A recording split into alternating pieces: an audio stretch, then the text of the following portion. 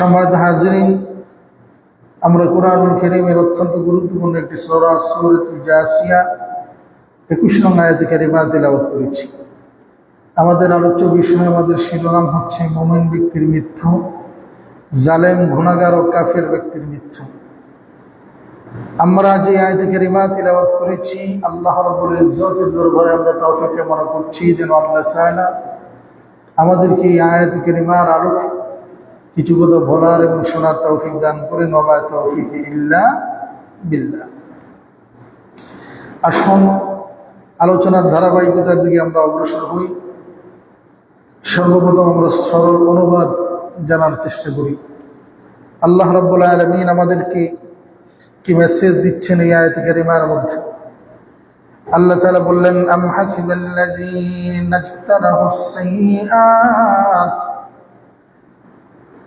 أم حسب الذين اجترحوا السيئات أن نجعلهم كالذين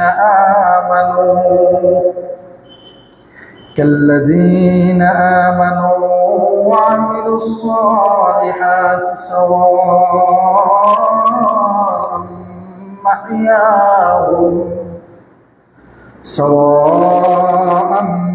محياهم ومماتهم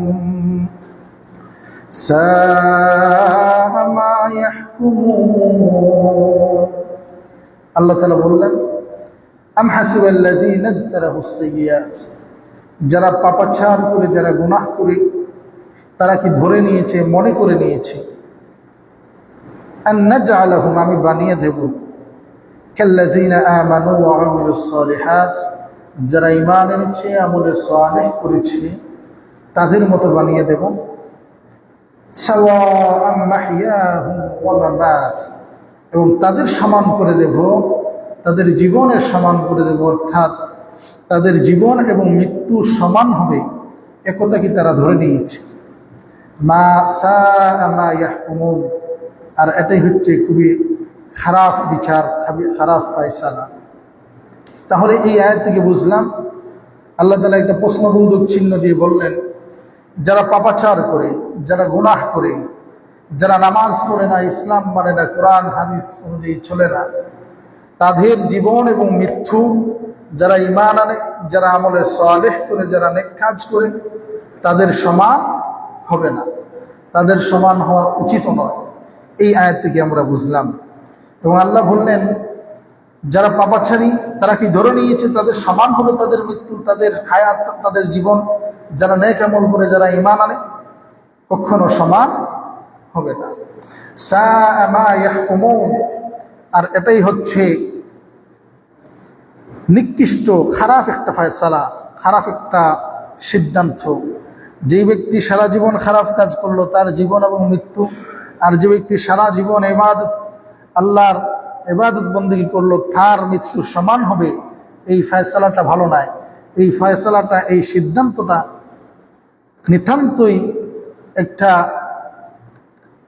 খারাপ একটা সিদ্ধান্ত। মা ইয়াহকুমুন, একটা হচ্ছে খারাপ একটা বিচার, ফয়সালা। তাহলে আমরা এই আয়াত থেকে বুঝলাম যে উভয়ের মৃত্যু সমান হবে না, উভয়ের জীবন সমান হবে না। যারা পাপাচার করে আর যারা নেক আমল করে, তাদের উভয়ের মৃত্যু সমান নয়। আমরা এই ধারাবাহিকতার দিকে, এই আয়াতের আলোকে আমরা কিছু কথা বলার চেষ্টা করবো ইনশাআল্লাহ। মৃত্যু একটি মারাত্মক একটি বিষয়। প্রত্যেক প্রাণীকেই মৃত্যুবরণ করতে হবে এবং আমাদেরকে মৃত্যুর সম্মুখীন হতেই হবে, এতে কোনো সন্দেহ নাই।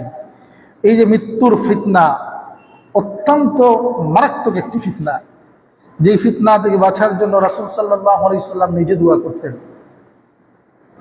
সহিহ বুখারী 1377 নং হাদিসের মধ্যে উল্লেখ রয়েছে, আন আবি হুরায়রা রাদিয়াল্লাহু তাআলা আনহু থেকে বর্ণিত, قال كان رسول صلى الله عليه وسلم يدعو, রাসূল সাল্লাল্লাহু আলাইহি ওয়াসাল্লাম দোয়া করতেন। রাসূল সাল্লাল্লাহু আলাইহি ওয়াসাল্লাম কি করতেন? দোয়া করতেন। আল্লাহুম্মা ইন্নী আউযু বিকা মিন আযাবিল কবর, আয় আল্লাহ তাআলা, আমি আপনার কাছে কবরের আযাব থেকে ফানাহ চাই, কবরের আযাব থেকে আশ্রয় চাই। ওয়া মিন আযাবিন নার, এবং জাহান্নামের আযাব থেকে তোমার কাছে ফানা চাই। ওয়া মিন ফিতনাতিল মাহইয়া ওয়াল মামাত, এবং জীবন এবং মৃত্যুর ফিতনা থেকে আমি আপনার কাছে ফানা চাই, আশ্রয় চাই। ওয়া মিন ফিতনাতিল মাসীহিদ দাজ্জাল, আর দাজ্জালের ফিতনা থেকে আপনার কাছে আশ্রয় চাই। তাহলে বোঝা গেল স্বয়ং নবী সাল্লাল্লাহু আলাইহি সাল্লাম, যিনি পৃথিবীর মধ্যে সর্বশ্রেষ্ঠ নবী, আল্লাহ পরেই মাখলুকের মধ্যে যার স্থান, সেই নবী রাহমাতুল লিল আলামিন, তিনি আল্লাহর কাছে দোয়া চাচ্ছেন, আল্লাহ মৃত্যুর এই ফিতনা থেকে, মৃত্যুর এই কঠিন মুহূর্ত থেকে আমি আপনার কাছে আশ্রয় চাই। তাহলে আমরা এই হাদিস থেকে, আয়াত থেকে আমরা বুঝলাম মৃত্যু আসবেই, এতে কোনো সন্দেহ নেই। আর মৃত্যুর এই ঘাট বড় মারাত্মক একটি ঘাট। আল্লাহ রাব্বুল আলামিনের নবীদের মধ্যে অন্যতম একজন নবী হযরত ইউসুফ আলাইহিস সালাম। ওনার বাবা হযরত ইসহাক আলাইহিস সালাম, ইয়াকুব আলাইহিস সালাম।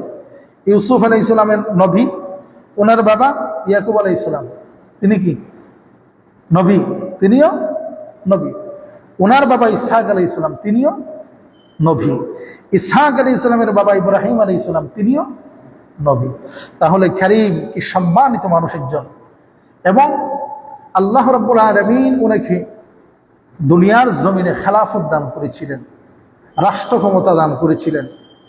সেই ইউসুফ আলাইহিস সালাম আল্লাহ রাব্বুল আলামিনের কাছে দোয়া করতেন। আল্লাহ তাআলা সূরা ইউসুফের 101 নং আয়াতের মধ্যে জানায়া দিন, رب قد آتيتني من الملك وعلمتني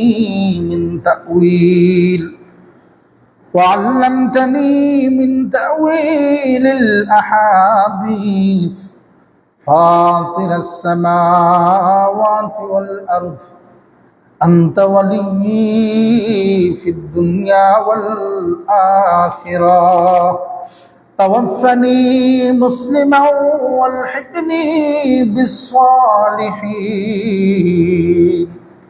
ইউসুফ আলাইহিস সালাম আল্লাহ রাব্বুল আলামিনের কাছে বললেন, রব্বি কাদ আতাইতানি, হে আল্লাহ আপনি আমাকে দান করেছেন, মিনাল মুলক, মুলকিয়ত, রাজত্ব, ক্ষমতা, ওয়া আল্লামতানি, এবং আমাকে শিখিয়ে দিয়েছেন, মিন তাউইলিল আহাদিস, স্বপ্নের ব্যাখ্যা। এবং তিনি দোয়া করলেন, আল্লাহ যে তার প্রতি অনুগ্রহ করলেন, সেই অনুগ্রহের কথা উল্লেখ করে অতঃপর তিনি বললেন, ফাতিরাস সামাওয়াতি ওয়াল আরদ, ও আসমান এবং জমিন সৃষ্টিকারী, আসমান এবং জমিনের মালিক আল্লাহ, আনতা ওয়ালিয়্যি ফিদ দুনিয়া ওয়াল আখিরাহ, আপনি হলেন আমার দুনিয়া এবং আখিরাতের অভিভাবক, আপনি হলেন আমার দুনিয়া এবং আখিরাতের অভিভাবক। তাওয়াফানি মুসলিমা, আল্লাহ তাআলা আমি যখন মৃত্যুবরণ করব, আমাকে মুসলমান হিসেবে মৃত্যু দাও। তাওয়াফানি মুসলিমা ওয়ালহিকনি বিসসালিহিন, আর আমার সালেহ বান্দাগুলোর অন্তর্ভুক্ত বানাইয়া দাও। সুবহানাল্লাহ। তাহলে এই আয়াত থেকে আমরা বুঝলাম ইউসুফ আলাইহিস সালাম আল্লাহর কাছে কি দোয়া করলেন, আল্লাহ আমারে মুসলমান হিসেবে মৃত্যু দান করো। এই দোয়াটা আমরা মুখস্থ করা দরকার। আমি 2-3 বার বলি, আমরা সবাই মুখস্থ করি ইনশাআল্লাহ। ফাতিরাস সামাওয়াতি ওয়াল আরদ আনতা ওয়ালিয়্যি ফিদ দুনিয়া ওয়াল আখিরাহ তাওয়াফানি মুসলিমা ওয়ালহিকনি বিসসালিহিন। আর যদি এতটুকু বলি, তাওয়াফানি মুসলিমা ওয়ালহিকনি বিসসালিহিন, তাওয়াফানি মুসলিমা ওয়ালহিকনি বিসসালিহিন, অথবা এর চেয়ে ভারিয়ে যদি বলা যায় কোনো অসুবিধা নেই, তবে এই পর্যন্ত বলা উত্তম। ফাতিরাস সামাওয়াতি ওয়াল আরদি আনতা ওয়ালিয়্যি ফিদ দুনিয়া ওয়াল আখিরাহ তাওয়াফানি মুসলিমা ওয়ালহিকনি বিসসালিহিন। হায় আল্লাহ তাআলা আমাকে মুসলমান হিসেবে, ইমানদার হিসেবে, আত্মসমর্পণকারী হিসেবে আমাকে মৃত্যু দান করো এবং আমাকে সালেহ বান্দাগুলোর অন্তর্ভুক্ত বানাও। সুবহানাল্লাহ। তাহলে আমরা এই বিষয়গুলো বুঝলাম।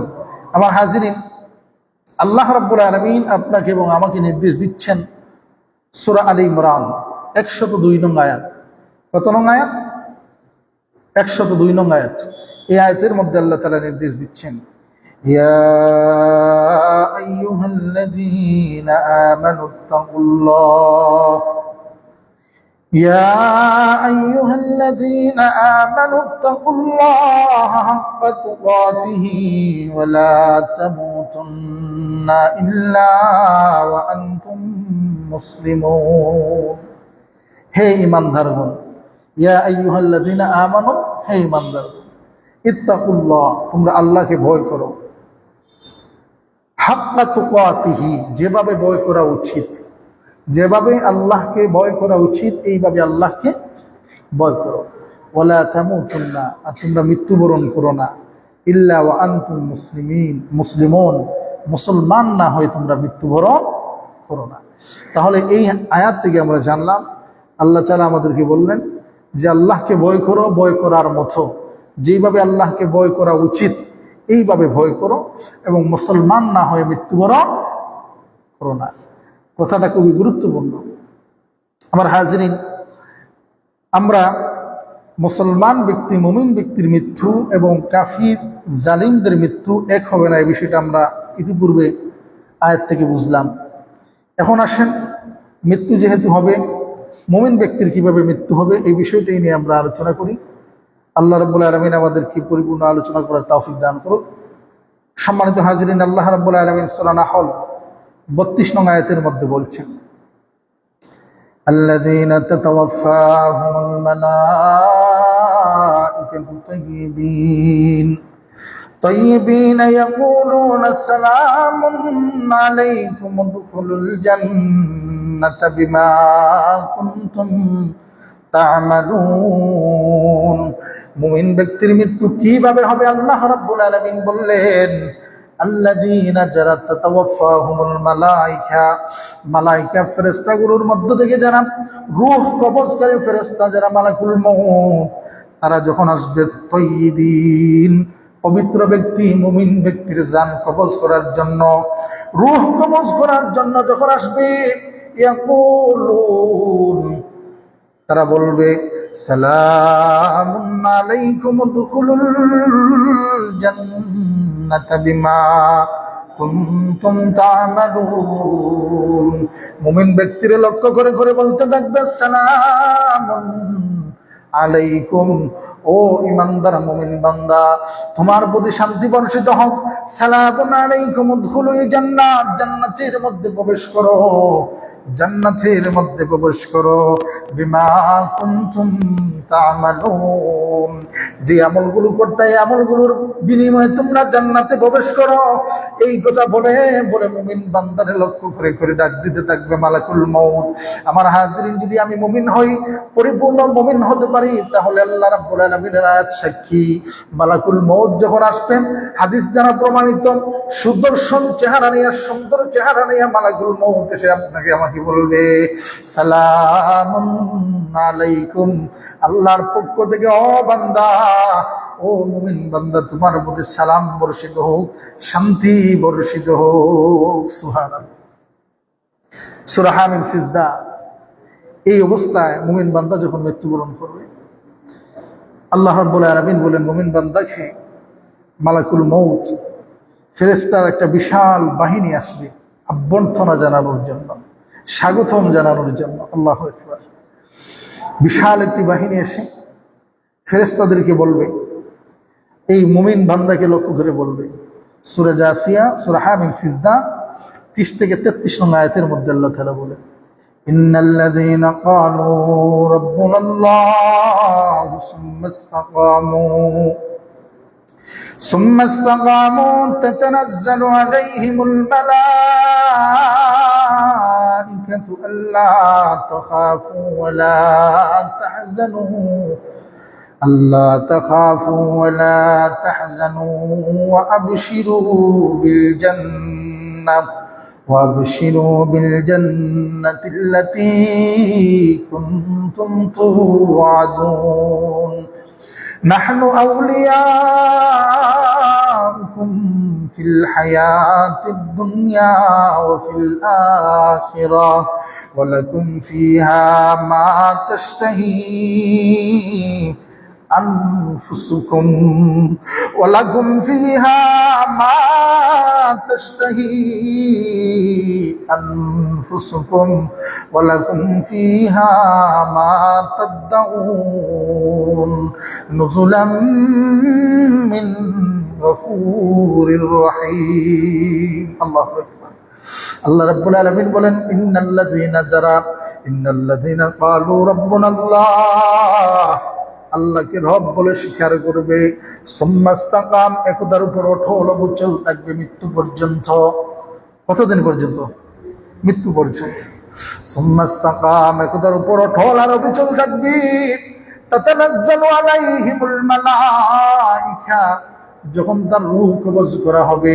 ফেরেশতাদের বিশাল বিশাল দল এসে বলবে আল্লাহ তাখাফু ও মুমিন বান্দা আল্লাহ তাখাফু ভয় পেও না ওয়ালা তাহজানু আর তুমি চিন্তিত হইও না আল্লাহ তাখাফু ওয়ালা তাহজানু ওয়া আবশিরু সুসংবাদ নাও ওয়া আবশিরু সুসংবাদ নাও বশির বশির শব্দের অর্থ হলো সুসংবাদ বশির আছে না নাম বশির আল্লাহ তাআলা বলেন ওয়া আবশিরু বিল জান্নাতিল্লাতী কুনতুম তুআদুন বান্দারে তুমি সেই জান্নাতের সুসংবাদ নাও যেই জান্নাতের ওয়াদা তোমার কাছে করা হয়েছে তোমার সাথে যেই ওয়াদা করা হয়েছে ফেরেশতাগণ আসিয়ে বারবার বলবে ও মুমিন বান্দা তখন দুনিয়া থেকে রূহ কবজ হওয়ার সময় সে চিন্তিত হয়ে যাবে তার অবস্থা কি হবে তখন ফেরেশতাগুলো কানে কানে আসিয়া বলবে আল্লাহ তাখাফ তুমি ভয় পেও না ওয়ালা তাহজান চিন্তিত হইও না নাহনু আউলিয়াকুম ফিল হায়াতিদ দুনিয়া ওয়া ফিল আখিরাহ ও মুমিন বান্দা লক্ষ্য করো আমরা দুনিয়ার জীবনে তোমার বন্ধু ছিলাম আখিরাতেও তোমার সাথে আমরা বন্ধু থাকব ওয়ালাকুম ফিহা মা তাশতাহি আনফুসুকুম আর সেখানে তুমি যা চাইবে তা পাবে ওয়ালাকুম ফিহা মা তাদউন আর জান্নাতের মধ্যে তুমি যেখানে চাইবে সেখানে যেতে পারবে তুমি যা চাইবে যা কল্পনা করবে তা তোমাকে দেওয়া হবে নুজুলাম মিন গফুরির রহিম পরম করুণাময় গফুর আর রহিমের পক্ষ থেকে তোমাকে আপ্যায়ন করা হবে সুবহানাল্লাহ আপ্যায়ন করা হবে আমার হাজিরিন তাহলে এই আয়াত থেকে বুঝলাম আমি যদি আল্লাহর উপর ঈমান আনি আল্লাহকে রব হিসেবে ঘোষণা করি সুম্মাস্তাকাম এই কথার উপর অটল এবং অবিচল থাকতে পারি মৃত্যুর আগ পর্যন্ত তাহলে মৃত্যুর সময় মালাকুল মাউত এবং বিশাল একটা ফেরেশতার বাহিনী আসিয়া ফেরেশতার দল এসে আপনাকে আমাকে বলবে আল্লাহ তাখাফ ওয়ালা তাহজান ওয়া আবশিরু বিল জান্নাহ ও আল্লাহর বান্দা ভয় পেও না চিন্তিত হয় না আর জান্নাতের সুসংবাদ নাও সুবহানাল্লাহ আমার হাজিরিন